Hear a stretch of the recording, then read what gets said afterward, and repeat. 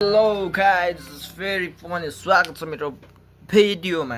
अनि आज चाहिँ एउटा भिडियो अघि हालेँ अनि अहिले चाहिँ अब यो भिडियो हाल्न जाँदैछु। अहिले तलबाट लुकी एउटा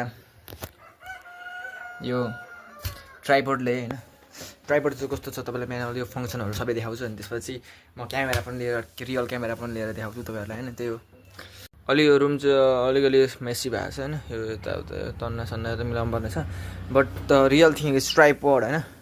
ट्राइपोडको मसँग यो चाहिँ हामीले एडजस्टेबल ट्राइपोड हो। यो चाहिँ हाम्रो कति फिटसम्म पुग्छ भने 4 फिटसम्म पुग्छ। अनि यसलाई चाहिँ हामी 4 फिट लङ बनाउन सक्छौँ। यसको म्याक्सिमम यसको यसरी यसलाई माथि लगेर हामीले ट्यागकोसँगले यसलाई लक गरेपछि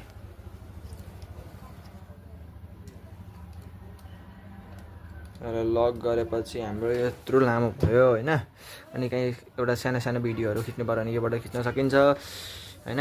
क्यामेरा अलिक यहाँ राख्नु पर्यो, देखिन्छ। अब मेन थिङ इज द्याट कि यो ट्राइपोड चाहिँ विशेष गरी क्यामेराको लागि हो। मोबाइलहरू छैन, क्यामेराहरू रहेछ, क्यामेराको लागि बनाएको छ।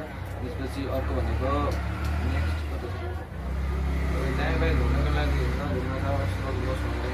दिनुपर्ने यो हाम्रो हराएको छ होइन, त्यो पनि ठिकै छ। अनि यसको रियल हाइट चाहिँ हाम्रो 4 फिट छ होइन, यहाँ राख्नु पऱ्यो। यस्तै देखिन्छ 4 फिट जस्तो लाग्यो, मलाई थाहा छैन, मैले यसो केस मात्रै गरेको 4 फिट छ भनेर।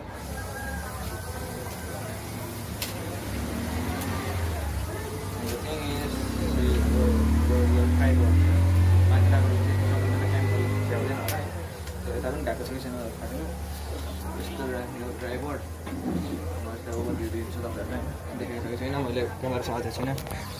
र दिस इज द ट्राइपोड होइन। ट्राइपोड चाहिँ किन हानेको भने 3टा यो भएर हो क्या, यो 3टा डन्ठी भएर ट्राइपोड भनेको। सो यही हो, यही छ होइन। हामीसँग चाहिँ ट्राइपोड छ। सो यही हो हाम्रो ट्राइपोडको रिभ्यू, मेरो क्यामेराको ट्राइपोडको रिभ्यू। अब यसको मैले एउटा किन्नुपर्ने छ यहाँ। अनि यो पनि काम गर्दैन क्या, यो पनि काम गर्दैन, यो यसको एउटा बल्टो दिनुपर्ने छ। त्यति भएर चाहिँ मेरो ट्राइपोड राम्रो चल्छ। यही हो।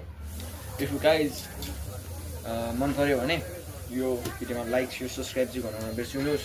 अनि त्यसपछि म अझै अर्को भिडियोमा चाहिँ म मेरो क्यामेरालाई इन्ट्रोड्युस गर्छु। कुन क्यामेराहरू मैले पहिलेको भिडियोमा पनि भनिसकेको छु होइन, अगाडिको कुन भिडियोमा भनेको छु होइन।